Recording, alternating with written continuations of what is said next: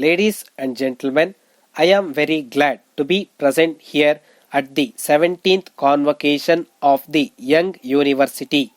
I extend my hearty congratulations and best wishes to those who have carried away the ranks. My sincere wish is that may God bless them with a bright future. I know how much industry, patience, and strain, and how many hours of toil put forth by these young men and women at the examinations. To the others who have also taken their degrees at this convocation, I wish a bright future. With regard to those who have not been as successful in their examination as they thought they deserved to be, I can only say that they should not think it as a failure in their career. I call you fellow students because I hope I have not stopped learning. I would like to pay my tribute to those teachers and professors here and at the other universities who keep the silver lamp of knowledge bright from generation to generation. They spend their entire lives on significant work quite unnoticed. In the history of our universities, there is one fact which deserves to be remembered even now. In olden times, kings and emperors thought it was a privilege to sit at the feet of a man of learning, and men of knowledge were given the highest honor in society. Most unfortunately, now we have ignored such intellectuals and men of knowledge. At present, an intellectual means a person who is intelligent enough to know on which side his bread is buttered. Now let me say a few words to the graduates who are about to face the struggle of life. It has been said that there are two kinds of fools in the world. They are those who give advice and those who do not take it. I would like to belong to the first category with a hope that you may not belong to the second. In order to achieve that object, it has to perform two important functions, that is, it should enlighten the understanding and it must improve the character. The two marks of a truly educated man are a capacity to think clearly and the anxiety to understand the things properly. If your education has made it possible for you to think for yourself on the problems which face you and which face the entire country, your institution has done very well by you. If this habit of thinking for yourself has not yet been developed in you, you would be well advised to acquire it immediately after you leave this institution. A formal education at a university does not mean the end of educational road. You should continue to learn thereafter. The ability to think clearly should enable the student to reject, when necessary, the ideas which are imposed on him by the mass media of communication. If you are able to think clearly, you will adopt attitude of reserve towards ideologies that are known and be critical of the schemes that are modern. Students of modern sciences must fear popular approval. Evil is with them when all the men speak well of them. It is almost impossible for a student to be a true citizen and to have the reputation of being one at the same time. The students should continue the process of learning even after they have come out of the university. The interest of knowledge and the thorough search of the priceless cultural heritage of our country and the other nations are too vast for the longest life. A well-furnished mind is rare as a well-lived life.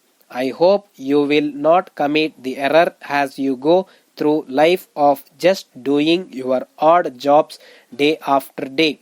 Reserve a few seconds for great literature. I would recommend to you the important habit of reading at least a few pages of an immortal classic for every day. Before going down into the battle of the day, inevitably the young men and women who are about to face the world will find disappointment in store for them. Let me now come to the second function of education, namely developing the character. What we need today more than anything else is moral leadership founded on courage, honesty, and a sense of values. There is no substitute for a sense of values. It is necessary that students should have an understanding of a lively feeling for value. A sense of values would enable you to find happiness within yourselves and joy in the most ordinary things which we often pass by unseen. The students who are familiar with the immortal heritage of nation know the importance of the sense of values. At various recent convocations, students have been known to say that they want jobs and not degrees. I understand your problems. I sympathize with your difficulties, but never forget the problems of unemployment and poverty can never be solved by empty slogans. They can be solved by realistic economic policies. My dear friend, please permit me to state that it was with every great pleasure that I received your letter of yesterday's date, and I was more than delighted to find that it was written in shorthand. Let me first of all congratulate you upon the wonderful progress that you have achieved in your comparatively brief study of the subject of shorthand. I am not surprised to learn that you found constant reading and copying of printed shorthand of great value. If only all students of shorthand would do this, the number of expert shorthand writers would be considerably increased. I think it is a fine idea to have a shorthand library of your own, and I am sending you a few small volumes from my library so as to give a start. You will notice from the list enclosed here with that there is wide selection from which to choose. When I was your age, I spent most of my pocket money on shorthand books and periodicals, and many a happy hour I had with them.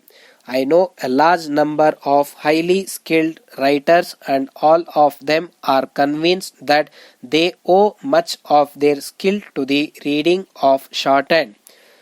You will soon be able to read shorthand as easily as you now read ordinary print. Such ability will help you in the cultivation of speed, as you will seldom have to hesitate over the outlines for words dictated to you. This is one of the very obvious secrets of high speed. I am very particular that you should become a high speed writer, and I am also hopeful that you will be one such very soon. I shall be pleased to hear from you again soon, and if you think that I can assist you at any time and in any manner, I hope you will not hesitate to ask. I am still conducting a speed class on Saturdays and Sundays and have a fine batch of keen students. Some of them desire dictation at well over 200 words a minute. Wishing you the best of luck in your attempt, I remain ever yours friendly Ramesh.